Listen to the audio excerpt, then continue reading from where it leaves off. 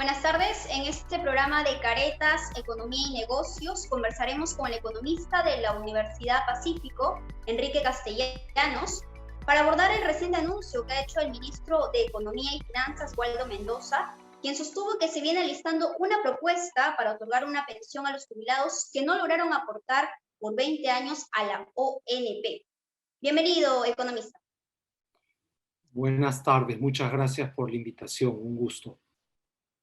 Bien, señor Castellanos, en este tema de las pensiones hay que abordarlo con pinzas y en ese sentido, ¿en qué escenario se puede entender esta propuesta? En general me parece una corrección pertinente porque muchos de los argumentos o pseudoargumentos que se esgrimió para hacer una reforma integral del sistema es que había gente que había aportado 20 años o menos de 20 años y no le había tocado nada de pensión, ¿no? Si uno lo ve en perspectiva y uno se pone a diseñar un sistema, una persona normalmente debería trabajar, digamos, 45 años de su vida, de 20 a 65 años. El que no llegó a 20, pues claramente no calificaba. O sea, 20 años, si bien es un tiempo muy grande, pues dentro de una vida económica es menos de la mitad del tiempo. Sin embargo, esa ley no toma en cuenta pues el nivel de informalidad de nuestra economía y que hay gente pues que pasa de formal a informal durante su vida económica varias veces y no tiene la cantidad de años aportando al sistema formal. Entonces se quedaba con 18, 19 años y a todas luces pues parecía injusto. Entonces esta disposición de darle un proporcional en función del número de años aportado, pues me parece bien, pues corrige esta distorsión y que ha sido usado de caballito de batalla para querer cambiar todo el sistema, ¿no? Entonces la casa no nos salió bien, entonces hay que botarla y vamos a hacer de nuevo la casa, que tampoco es así, ¿no? Bien, pero ¿usted consideraría que es una necesidad que se deba cambiar todo el sistema de pensiones? Sí, justamente eso iba, o sea, yo no veo la necesidad, ni tenemos ahorita la posibilidad, porque no es fácil. De nuevo, el ejemplo con que terminé, ¿no? O sea, no me gustó cómo salió la casa, no, entonces la destruimos y la hacemos de nuevo. ¿Qué pasa? La AFP ha funcionado muy bien para algunas personas, sobre todo aquellos que están en el sector formal y aportaron durante varios años. Gente que la AFP les ha caminado muy bien. Hay otro grupo que no ha caminado tan bien, los de bajos ingresos, y el grupo de la ONP hay un grupo claramente descontento. Entonces lo que se debe hacer es corregir.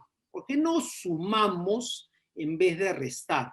¿Por qué no dejamos a los que quieren estar en la AFP en la AFP? ¿Y por qué no damos alternativas a las otras personas? Por decirles, ¿por qué no centramos todo el esfuerzo del sector público, del gobierno, a una pensión mínima, ¿no? A una pensión universal?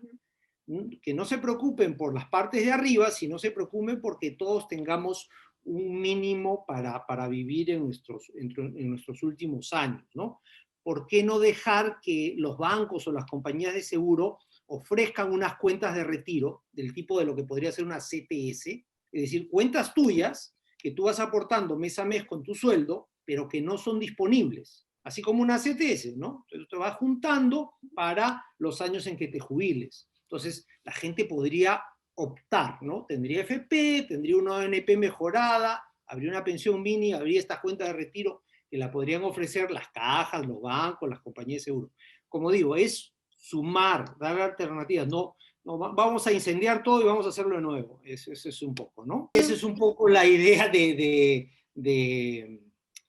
Congreso, que ha dicho, pues bueno, vamos a cambiar todo y vamos a hacer de pequeño Frankenstein, donde una parte la ve el Estado, otra parte, la mitad va acá, la mitad para allá, y ni siquiera ellos se van a entender, ¿no? Ahora, hablamos de una pensión universal. ¿Qué tan posible es, sobre todo en el marco de esta pandemia? A ver, la pandemia es una situación particular que, créame o no, va a pasar, ¿ok? O sea, esto ya lo estamos viendo en Israel, en Europa, en Estados Unidos. Por más que hoy parezca muy difícil, y es muy difícil y es muy triste porque vemos compatriotas que mueren todos los días, va a pasar. Pensemos 2022. A ver, hoy por hoy más o menos son 1,5 millones, quizá ya 2 millones las personas de la tercera edad que están digamos así, en precariedad económica, ¿no? Hace unos años, la pensión 65, creada durante el gobierno de Humala, estableció una pensión mínima de 250 soles bimensuales, y eso más o menos ha alcanzado a 500,000 de estas personas, ¿no? O sea, 500,000, 600,000 ancianos son beneficiarios de esta pensión 65, de un total de 1,5 millones, quizás un poco más, o sea, un tercio, mal sumando, ¿no? Y obviamente un monto bastante modesto, que es 250 bimensuales. Pero a partir de ahí se podría ir incrementando, quizás ya llegar al total del 1,5 millones de personas de la tercera edad en necesidad económica, y ir sumando pues quizás 200, quizás 300, quizás 400. De poder se puede, nos va a costar a todos, pero la verdad sea dicha, una sociedad moderna no puede dejar a sus ancianos en total desprotección. Entonces sí se podría, ¿no? Pero, pero entonces ya sería algo gradual y más limitado que simplemente hacer todo de un porrazo, que sí no se puede hacer en esta pandemia, ¿no? Bien, entonces es importante conocer, señor Castellanos, ¿por qué las pensiones en el Perú son tan bajas? Porque ganamos muy poca plata, los sueldos son bajos. Todo lo demás es bluff, te están vendiendo humo. Nunca ningún sistema pensionario, público, privado, mixto, manejado por Estados Unidos, por Rusia, por quien quieras que lo maneje, te va a dar buenas pensiones si los sueldos son bajos. Del cuero salen las correas, como se dice coloquialmente, ¿ok? Entonces, echarle la culpa a que la AFP no me está dando buenas pensiones, es como, si me permites el ejemplo futbolístico, no, no clasificamos a este mundial porque Gareca tiene la culpa, ¿no? O sea, Gareca hace lo que puede, pero si no hay jugadores de fútbol, no hay forma de llegar al mundial, ¿no? O lo mismo, si yo no tengo sueldos buenos y no aporto durante 20, 30, 40, 50 años, no hay forma que yo obtenga una pensión, digamos, entre comillas, digna o en línea con mis expectativas. O sea, se lo puedes dar a quien se lo des, como digo, al sector público, al sector privado, hacer un sistema mixto, etc., etc., y no va a alcanzar, porque la aritmética es cruel, ¿ok? Entonces eso nos lleva a la pregunta que seguro que me vas a decir, ¿y cómo hago para subir los sueldos? ¿Sí?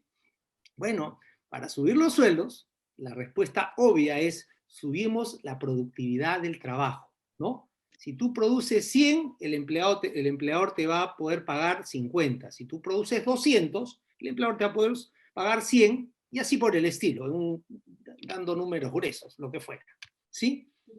Si tú eres un trabajador con pocas habilidades, etcétera, etcétera, tu sueldo va a ser bajo porque vas a estar condenado a labores manuales. Si tú eres una persona con muchas más capacidades, tanto analíticas como creativas como interpersonales, tu sueldo va a ser otro. Entonces, los sueldos son un reflejo de tu productividad como trabajador o trabajadora, ¿ok? ¿Cómo subo la productividad del trabajador o trabajadora? Dos cosas. Primero tengo que alimentar bien a esa persona. No hay forma que lo mande al colegio y a la universidad sin tomar buen desayuno. No, el tipo se va a quedar dormido a las 10 de la mañana, ¿no? Y segundo, con buena educación. Salud y educación. Salud, educación, más productividad del trabajo, mejores sueldos, mejores pensiones. Aquí en el Perú estamos haciendo el penthouse, cuando deberíamos preocuparnos de los cimientos, salud y educación. Dicho eso, entonces digamos, no hablemos de pensiones hasta dentro de 30 años, tampoco, acá hay que hacer todo a la misma vez. Pero digamos, hablando sin ningún interés político, yo no represento a nadie, ningún FP, ningún banco, ni nadie. La única forma de tener buenas pensiones en Perú va a ser con buenos sueldos, ¿sí? En el interín, lo que debería hacer el Estado es concentrarse en el segmento bajo, en la pensión 65, y dejar que los sectores privados, vía AFP, vía estas cuentas de retiro que yo pues, he propuesto hace ya más de 2 o 3 años, den oportunidades, porque los que están, entre comillas, mejor posicionados, más educados, el segmento con educación superior de la población, está contento con la FP. Puede quejarse, puede decir, pero en general está bastante contento, ¿no? Los que están descontentos son los que ganan poco. Dicen, el FP se dio mi plata. No es que se ha llevado tu plata, lo que pasa es que no has aportado lo suficiente. Entonces, para ese segmento bajo, que no ha llegado a una pensión mínima, ahí debería enfocar el Estado sus esfuerzos, mientras que seguimos aumentando los presupuestos en salud y educación e instruyendo y mejorando la calidad laboral de nuestra población. Es un camino de 20 años, pero así, el camino más largo se empieza con un paso, ¿no? En eso estamos, ¿no? Bien, señor Castellanos, ¿qué país podría dar una hoja de ruta sobre las pensiones? Es difícil porque nos chocamos con ideología y con política. Por decirte, este modelo propuesto por el comité esta comisión del Congreso, se inspiró mucho en unos modelos noruegos y suecos, ¿no? Que habían sido recomendados por algunos especialistas, ¿no? Entonces, en Suecia efectivamente hay un modelo híbrido donde el Estado hace tales cosas y el sector privado hace tales otras, y la contribución es híbrida, etcétera, ¿no? Está bien, el tema es que no hay muchos suecos acá por el Perú, ¿no? O sea, no somos Suecia, pues, ¿no? Nuestro sistema público, la capacidad digamos,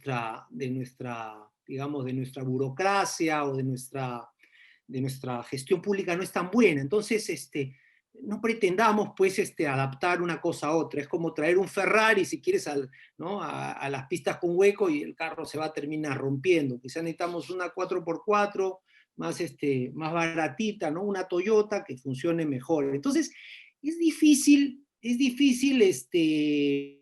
implementar algo de otro lado y tratar que quede bien, ¿no? Se puede aprender de algunas otras cosas de qué es lo que se debe hacer y qué es lo que no se debe hacer. Y yo les diría que hoy por hoy el sector privado ha demostrado ser mejor gestor que el sector público, sobre todo en el Perú, que acá al sector público le das cualquier cosa y desafortunadamente lo maneja mal, y mejor no doy ejemplos que nos ponemos a llorar, ¿no? O sea, todos los días. Entonces yo diría, déjenlos al sector privado que hagan lo que hagan, y que los esfuerzos y las labores del Estado se centren en la población más desvalida, digamos, más atacada o más vulnerable a esta tremenda recesión que estamos viviendo, ¿no? Bien, finalmente, señor Castellanos, la pregunta era que inevitablemente le quería consultar sobre este hecho Vacunagate. ¿Cuáles eran las repercusiones económicas? ¿Cómo impactaría en la economía peruana y se afectará en los cierres de contratos? Sí, mira, hay dos efectos, ¿ya? Y acá ya la economía se cruza pues con la política, con la sociología, con la psicología social, etcétera, etcétera, ¿no? El efecto directo es que claramente todo el estar concentrándonos en ver qué pasó y por qué pasó esto le quite el foco al Ejecutivo de las cosas que deberían primar. ¿No? En primer lugar, el tema de la lucha contra la pandemia, y en segundo lugar, la reactivación económica, ¿no? ¿Cómo hace que el gobierno se centre en inversión pública y gasto público para tratar de recalentar los motores económicos, ¿no? Entonces, estar preocupados de quién hizo qué y quién se vacunó, obviamente te quita, el día tiene 24 horas y la gente la tienes viendo es otra cosa, ¿no? Además que tienes el tema de que todo el mundo, si antes iba con pies de plomo, ahora va a ir con pies de doble plomo porque va a tomarse la mar de seguridades antes de firmar o pasar un papel a ningún lado.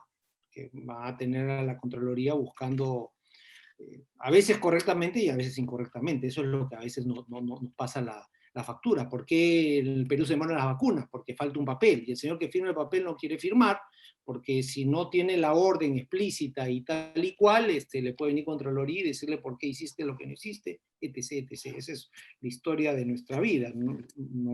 Nos morimos en nuestro laberinto. De largo plazo es bien serio, y aquí hablo como ciudadano más que como economista. O sea, una sociedad en que está quebrado el contrato social, la fibra social de nosotros entre ciudadanos, entre las personas, tener el mínimo de confianza el uno el otro, hace bien difícil todas las gestiones económicas, ¿no? O sea, si yo entro a hacer cualquier negocio, a venderte desde una manzana, a hacer un negocio contigo o pedirte un servicio, pues yo tengo que confiar. Si yo llamo a un señor carpintero para que me haga un mueble, le tengo que adelantar plata. Y tengo que confiar que el señor se va a cumplir conmigo, más allá de que si yo después le puedo hacer un juicio y tal y cual. Es un tema de un contrato social de respeto a las normas y creer en la otra parte. Ejemplos como esos se terminan quebrando, porque como decía ahí un especialista, que yo no lo soy, el pobre, porque es pobre, cree que tiene derecho a muchas cosas, y el rico, porque también es rico y es muy importante, tiene derecho a otras cosas. Entonces nadie articula. Entonces, ese deterioro institucional y cívico le hace muy mal a la economía y nos va a pasar factura.